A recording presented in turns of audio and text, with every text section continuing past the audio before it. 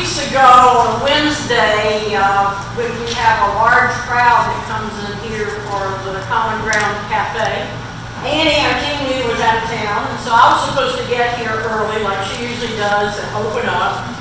And it was one of those mornings. I got up, it was kind of late, I was rushing around.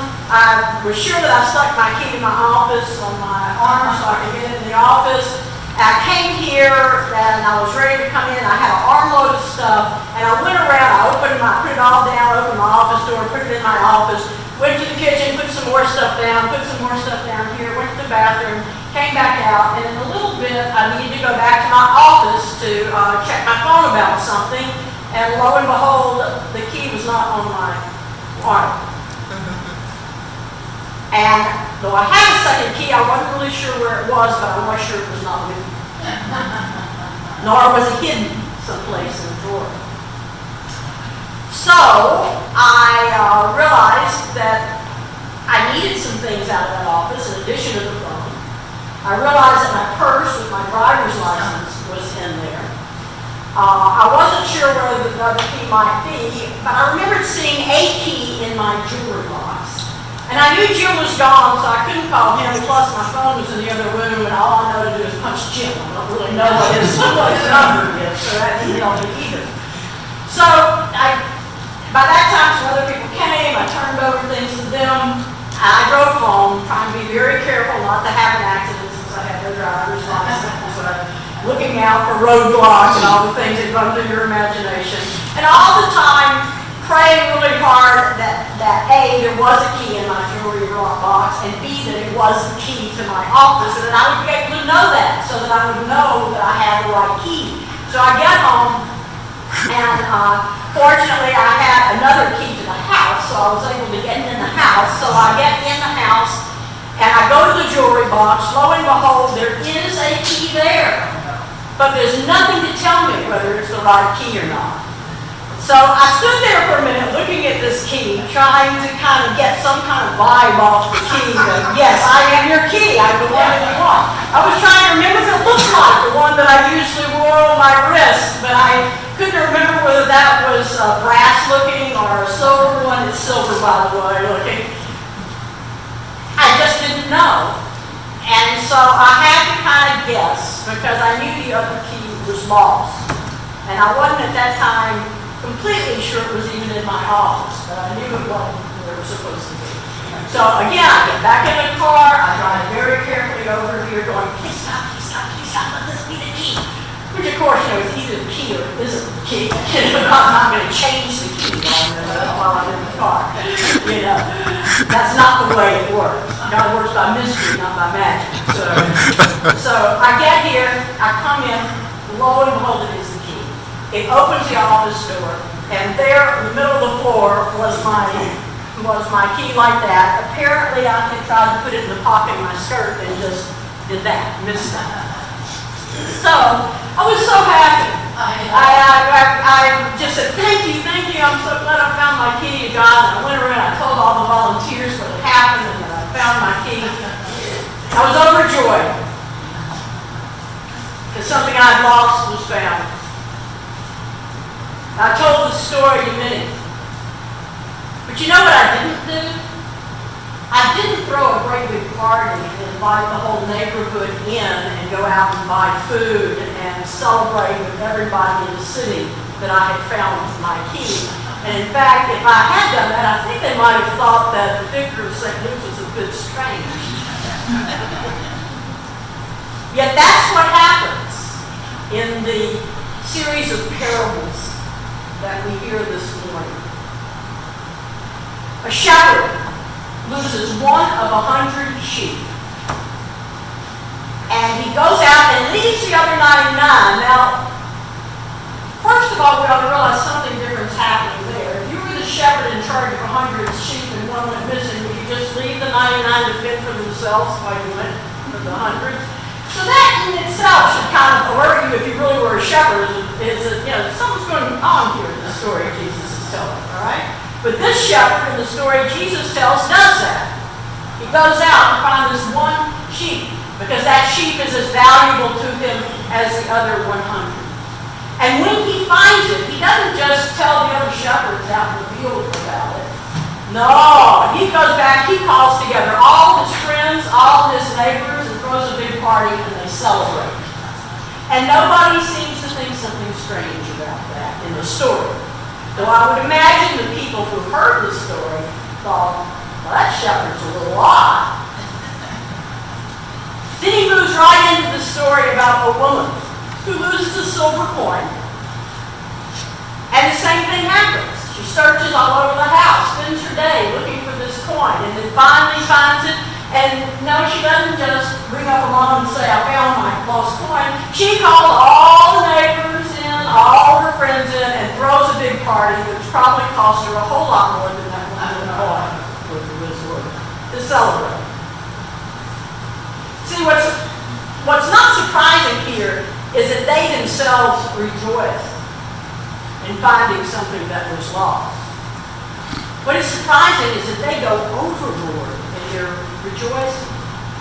They call in friends and neighbors and expect them to be as ecstatic as they are about finding even just one little thing that was lost. In the parable, you see, finding what is lost is more important than anything else. Finding what is lost in the parables are more important than anything else they have. Even if what's lost doesn't appear to amount to much. Jesus says that's the way God feels about us. That's the way God feels about you and me. When we are lost, when we lose our way in life, the most important thing to God is that we will be found in Him. But the problem is that it usually takes us a while to figure out that we are somewhat lost. It usually takes us a while to figure out that we ourselves need to be found. Though I can tell how you and you and you and you need to be found. And all of you that I would pray for might be lost. But for me to realize that I am lost and need to be found, that doesn't always happen. And that's probably true for more of you than you might care to admit. And it's probably because when we think about being lost, we think about it as if it were connected to some big-time sin. We've got this list of big-time sins that those people out there do, but we're so glad that we don't. It's kind of like the story of John Newton. Anybody know who John Newton was? He wrote a hymn that we all like. Anybody want to take a guess? Amazing Grace. We're just singing at communion. John Newton wrote Amazing Grace. He wrote, I once was lost, but now I'm found. And he was talking about being lost in a really big way. For many, many years, Newton was highly involved in the Atlantic slave trade. One night, a violent storm battered the slave ship that he was captaining, and he cried out to God for mercy, and they were spared. But even though this happened, and even though Newton marked that as the beginning of his own spiritual awakening, he continued his slave trading career. He continued it for several years longer, and only quit when an illness left him physically unable to captain the ship. It was only when he turned at that point to beginning to study the Bible seriously and to prepare for ordination as a priest in the Church of England, which is, of course, related to us in the Episcopal Church. It was only then that he began to see, that his eyes began to be opened to the horrible wrong he had committed in fostering the slave trade. He had been blind to it,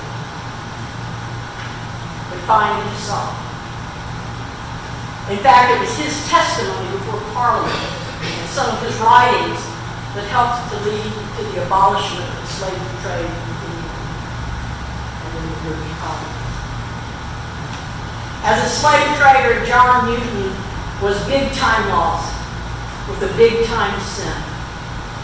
And we can understand those words when we think of how big that sin was.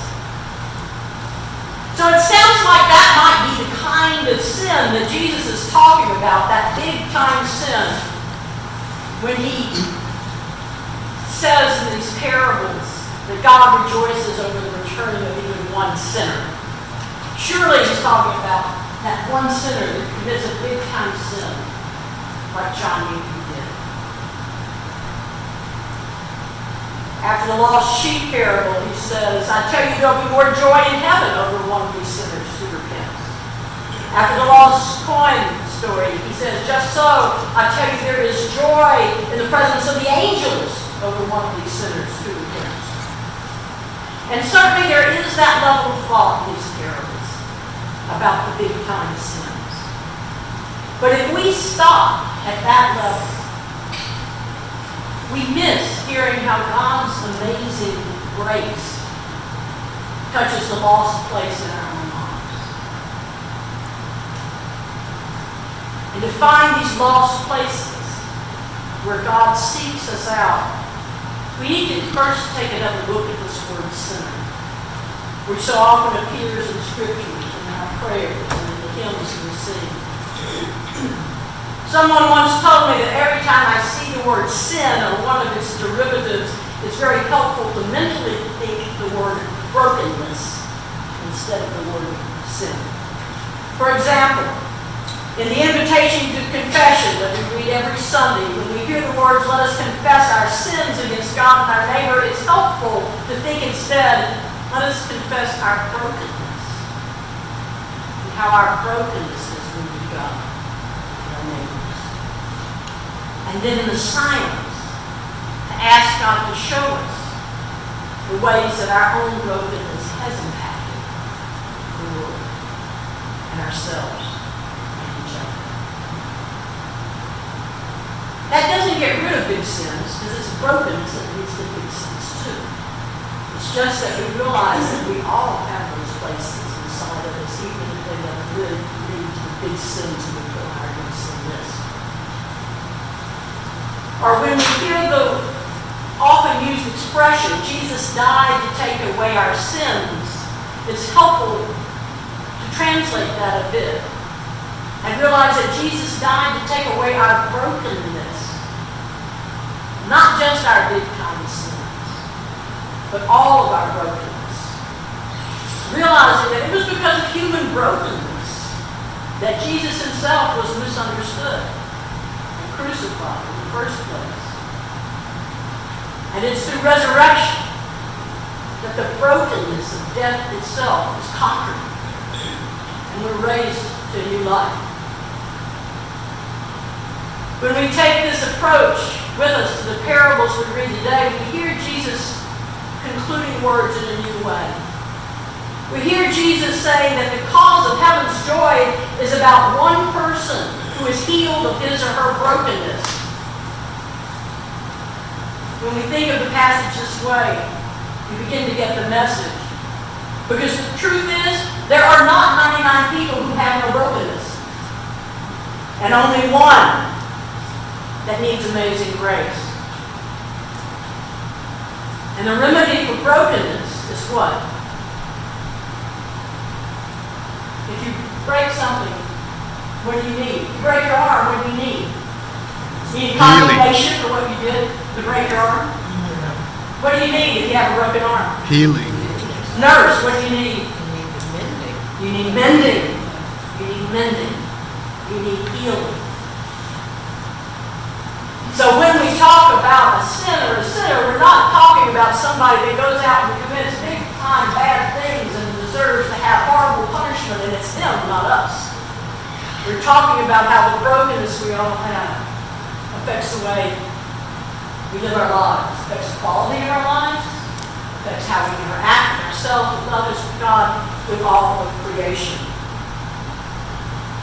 Sometimes we get lost in ways that we are blind to. Sometimes we get broken in ways that we don't even realize. For example, sometimes we get lost in believing that our worth as a human being is measured by what we accomplish. or by what we fail to accomplish in this life. And that kind of brokenness, that kind of being lost, can break our spirits. And when our spirits are broken, we stand in need of healing. Sometimes we get lost in thinking thoughts about ourselves or others or the world, thoughts that act us, that move us, that lead us to act in ways that harm ourselves or others or the world. That kind of thinking, what some people call stinking thinking, that kind of thinking can break our ability to think clearly. And when our ability to think clearly is broken, we stand in need of healing. Sometimes we get lost in the ways our bodies don't look like they used to, or perform like they used to, or like we want them to, or the way that they used to look or perform at some other time in our lives. And this way of regarding our physical bodies breaks our regard for the physical instrument that God has given us. And it breaks our ability to care for it in ways that honor its limitations and nurtures its strength. We're all a little bit lost. We're all a little bit broken. And the only things we need in order to be found and to be healed are two things. First, to recognize that we're a little bit lost and we're a little bit broken. It's not just them out there. And second, when we see them, to ask God to show us what we need to find ourselves, and to show us what we need to lead us in ways that lead to our healing. Every week, as you come in the door, there's a list that's over to the side. It looks something like this. It's our prayer list. It begins with the words, "We bid your prayers for all people, that we may be healthy in mind, body, and spirit, remembering especially those who are listed below." And hopefully the person that reads it just changes the last words a little bit and say, "We bid your prayers for all people, that we may be healthy in mind, body, and spirit, remembering especially those we name in the room today," since they're not making this. But the funny thing is that every time I've used this in every church, I always have a battle. Because I go out and on a Sunday, the "we," that we may be healthy in mind and body, is scratched out, and people have written in "they." So it says, "We bid your prayers for all people, that they may be healthy in mind, body, and spirit." As if we aren't a member of all people. Or as if the person praying doesn't really need the prayers because they're the prayer. Which it probably isn't what the people think. It shows how ingrained we are to think of the people that know they're in need or trouble, the people that we know are in need or trouble, and blind to our own needs and the own troubles that we need to take an equal look at. So, no, it's not a grammatical mistake, and it's not an accident that it says, "We bid your prayers for all of us, for all people, that we," including the person saying the prayer, "may be healthy in mind and body and spirit." Because it is only when we open ourselves up and open our eyes to see our own need for healing that we are also open to receive God's amazing grace.